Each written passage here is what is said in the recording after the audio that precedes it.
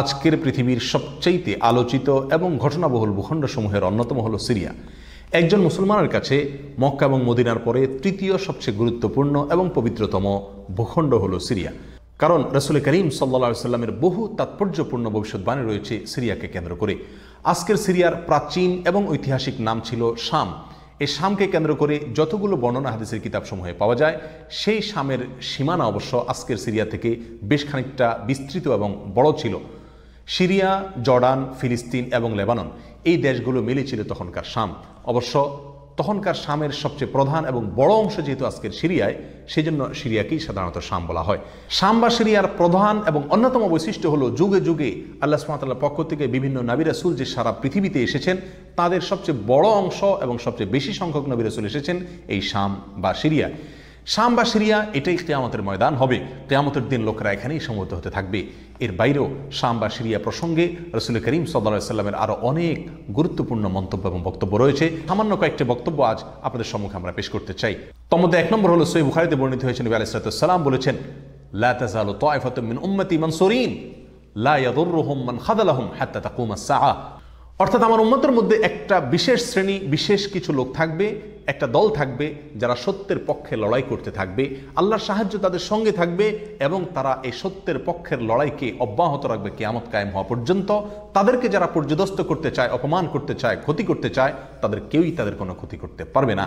এ হাদিসে নবী আলাইহিস সালাম যে দলটির কথা বলেছেন, যারা সাহায্য প্রাপ্ত হবেন আল্লাহর পক্ষ থেকে এবং যারা অটল অবিচল থাকবেন সত্যের উপরে কিয়ামত পর্যন্ত, যাদেরকে কেউ অপদস্থ করতে পারবে না, সেই দলটি কারা এবং তাদের অবস্থান কোথায় হবে, এই প্রসঙ্গে সহিহ বুখারীতে নবী আলাইহিস সালামের একাধিক সাহাবায়ে কেরামের মন্তব্য রয়েছে, যারা বলেছেন যে এখানে যে দলটির কথা বলা হয়েছে তারা হলেন সিরিয়ায় অবস্থানকারী হবেন এবং এটা হবে কিয়ামতের ঠিক আগ মুহূর্তে।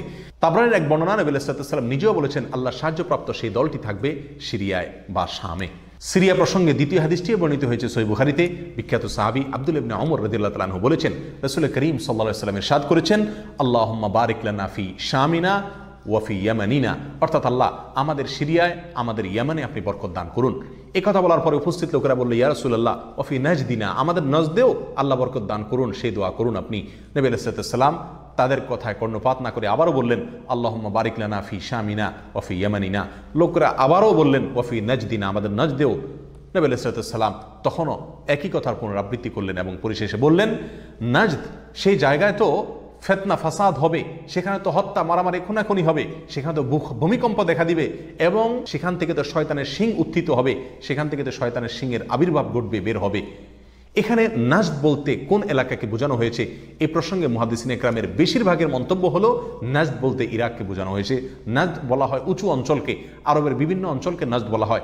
হেজাজ এটাকেও নাজদ বলা হয়, যেটা সৌদি আরবের ভিতরে, আর ইরাককেও নাজদ বলা হয়। সহিহ বুখারীর বিশ্ববিখ্যাত ব্যাখ্যাতা আল্লামা কিরমানী রাহিমাহুল্লাহ এবং আল্লামা খাত্তাবী রাহিমাহুল্লাহ এবং আল্লামা ইবনে আব্দুল বার রাহিমাহুল্লাহ সহ অনেক বড় বড় মুহাদ্দিসিনে কেরাম এবং হাদিসবিদগণ মন্তব্য করেছেন যে হাদিসের শেষ অংশে নবী আলাইহিস সালাম যে নাজদ প্রসঙ্গে মন্তব্য করেছেন, সেখানে নাজদ বলতে ইরাককে বোঝানো হয়েছে। হাদিসের সবচেয়ে বড় সমাহার কানজুল উম্মালে আবু নাঈমে বর্ণিত নবী আলাইহিস সালামের এক হাদিসে পরিষ্কারভাবে নবী আলাইহিস সালাম নিজেই বলে দিয়েছেন এখানে নাজদ বলতে ইরাককে বোঝানো হয়েছে। যাই হোক, এই হাদিস থেকে আমরা বুঝতে পারলাম বরকত নবী আলাইহিস সালাম চেয়েছেন আল্লাহর কাছ থেকে এই শাম বা সিরিয়ার জন্য। তাহলে এই শাম বা সিরিয়া এটা গুরুত্বপূর্ণ একটি জায়গা এবং নবী আলাইহিস সালামের কাছে খুবই প্রিয়, আল্লাহর কাছে খুবই তাৎপর্যপূর্ণ একটি ভূখণ্ড। তৃতীয়ত যে হাদিসটি আমরা এই প্রসঙ্গে পেশ করতে চাই, সেটি বর্ণিত হয়েছে সুনানে আবু দাউদে এবং মুসনাদে আহমদে।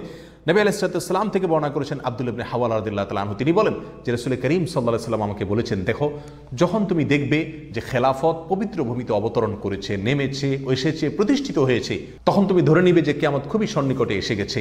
এ হাদিসে নবী আলাইহিস সালাম পবিত্র ভূমিতে যে খেলাফত অবতরণ করলে কিয়ামত নিকটবর্তী এটা বোঝা যাবে বলেছেন।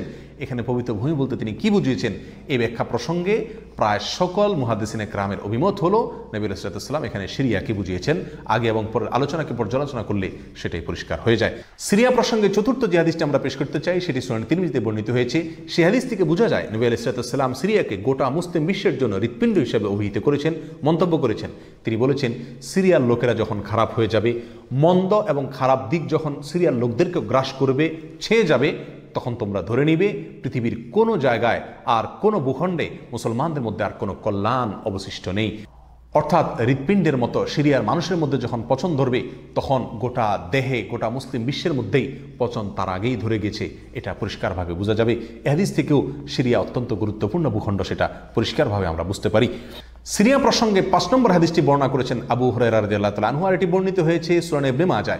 নবী আলাইহিস সালাম বলেছেন, একটা সময় আসবে যখন গোটা বিশ্বে বড় বড় যুদ্ধ বিগ্রহ সংগঠিত হবে, বিশ্বজুড়ে যখন বড় বড় যুদ্ধ দেখা দিবে, তখন মাওয়ালিদের অর্থাৎ নওমুসলিমদের একটি দল আল্লাহর পক্ষে, সত্যের পক্ষে, আল্লাহর দ্বীনের জন্য লড়াই করতে থাকবে এবং তখনকার আধুনিক যত অস্ত্রশস্ত্র এগুলিতে তারা সজ্জিত থাকবেন এবং সত্যের পক্ষে লড়াই করতে থাকবেন। তাহলে চরম সংকটময় পরিস্থিতিতে আল্লাহ সুবহানাহু ওয়া তাআলার একটা বিশেষ সাহায্য এবং অনুগ্রহ আমরা দেখতে পাচ্ছি, আর সেটা অবতীর্ণ হবে, সেটা নাজিল হবে এই সিরিয়ার দামেস্ক নামক শহরে। নাম্বার 6, সিরিয়া প্রসঙ্গে নবী আলাইহিস সালামের আরেকটি তাৎপর্যপূর্ণ ভবিষ্যদ্বাণী রয়েছে, যেটি বর্ণিত হয়েছে সহিহ মুসলিমে। বর্ণনা করেছেন সাহাবী নওয়াস ইবনে সুমাআন রাদিয়াল্লাহু তাআলা আনহু। তিনি বলেছেন, নবী আলাইহিস সালাম একবার দাজ্জাল প্রসঙ্গে দীর্ঘ এবং বিশদ আলোচনা করলেন। একটা পর্যায়ে এসে তিনি বললেন, কিয়ামতের পূর্বে আল্লাহর নবী ঈসা আলাইহিস সালাম যে আসমান থেকে অবতরণ করবেন পৃথিবীতে, তিনি অবতরণ করবেন মূলত সিরিয়ার দামেস্ক নামক শহরের, বর্তমান যে রাজধানী সেই দামেস্ক শহরের পূর্ব অঞ্চলের একটি উঁচু এবং সাদা মিনারায় তিনি অবতরণ করে দুনিয়াতে আসবেন। এসে সারা পৃথিবী জুড়ে তাণ্ডব চালানো দাজ্জালের বিরুদ্ধে তিনি লড়াই করবেন এবং সিরিয়ার এই লুদ নামক জায়গায় তিনি দাজ্জালকে হত্যা করবেন। একজন মুসলমানের কাছে যে সিরিয়ার ভূখণ্ডটি অত্যন্ত তাৎপর্যপূর্ণ তা পরিষ্কারভাবে হাদিসের মাধ্যমে ফুটে ওঠে। নাম্বার 7, তিরমিজি বর্ণিত এক হাদিসে আসছেন নবী আলাইহিস সালাম ইরশাদ করেছেন, কিয়ামতের পূর্বে ইয়েমেনের হাজরামাউত নামক শহরে সেখানে আগ্নোৎপাত দেখা দিবে, আগ্নেয়গিরি দেখা দিবে এবং সে আগুন মানুষকে ধাওয়া করতে থাকবে।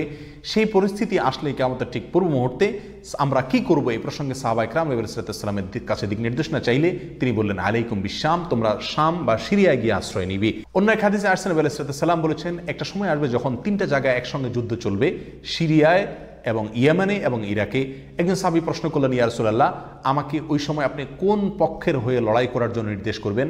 নবী আলাইহিস সালাম বলেছেন, তুমি শামের হয়ে অর্থাৎ সিরিয়ার হয়ে তুমি লড়াই করবে, আর যদি সিরিয়া হয়ে লড়াই করার সামর্থ্য তোমার না থাকে তাহলে ইয়েমেনের পক্ষ তুমি অবলম্বন করবে। এই হাদিসে একেবারে পরিষ্কারভাবে সিরিয়ার গুরুত্ব এবং তাৎপর্য আমাদের কাছে ফুটিয়ে তুলছে। নাম্বার 8, মুসনাদে আহমদ সহ বহু হাদিসের কিতাবে বর্ণিত হয়েছে, কিয়ামতের পূর্বে যে আগ্নেয়গিরি দেখা যাবে, যে আগ্নোৎপাত দেখা দিবে, সে আগুন মানুষকে ধাওয়া করতে থাকবে এবং সারা পৃথিবীর মানুষকে ধাওয়া করতে করতে করতে একটা জায়গায় একত্রিত করবে, আর সেটি হলো সিরিয়া। নবী আলাইহিস সালামের ভাষায় আরদুল মাহশারি ওয়াল মানশার, অর্থাৎ সিরিয়াই হবে কিয়ামতের ময়দান।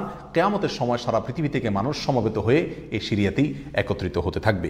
নাম্বার 9, নবী আলাইহিস সালাম আরেক হাদিসে বলেছেন, মালায়েকাতুল্লাহি বাসিদু আজনিহাতাহুম আলা শাম, আল্লাহর ফেরেশতাগণ সিরিয়ার উপরে তাদের ডানাকে ছেয়ে আছেন অথবা ছেয়ে থাকবেন। এই হাদিস থেকেও শাম বা সিরিয়ার গুরুত্ব করে পরিষ্কারভাবে ফুটে ওঠে। নাম্বার 10, এক হাদিসে আসছেন নবী আলাইহিস সালাম তার এক স্বপ্নের বিবরণ দিতে গিয়ে বলছেন যে, আমি একবার শুয়েছিলাম, দেখলাম আমার মাথার নিচ থেকে আল্লাহর কিতাবকে ছিনিয়ে নিয়ে যাওয়া হলো এবং সেটাকে যখন নিয়ে যাওয়া হচ্ছে আমি তাকিয়ে থাকলাম কোথায় নিয়ে যাওয়া হচ্ছে। দেখলাম যে একটা আলোক রশ্মি চলে যাচ্ছে এবং যেতে যেতে সিরিয়ার ভূমি পর্যন্ত সেটা চলে গেল এবং সেখানে গিয়ে অবতরণ করলো। এরপর নবী আলাইহিস সালাম বললেন, আলা ইন্নাল ঈমানা ইযা ওয়াকাআতিল ফিতানু বিশাম, অর্থাৎ যখন সারা পৃথিবীতে ফিতনা ফাসাদ ছেয়ে যাবে তখন ঈমানের ঠিকানা হবে সিরিয়ায়, আর ঈমানদারদের আশ্রয়স্থল হবে, শেষ ভরসা হবে সিরিয়া। সম্মানিত ভাই বন্ধুগণ, এই হাদিসগুলো থেকে পরিষ্কারভাবে ফুটে উঠলো যে মক্কা মদিনার চাইতেও ঘটনা বহুল হবে কিয়ামতের পূর্ব মুহূর্তে।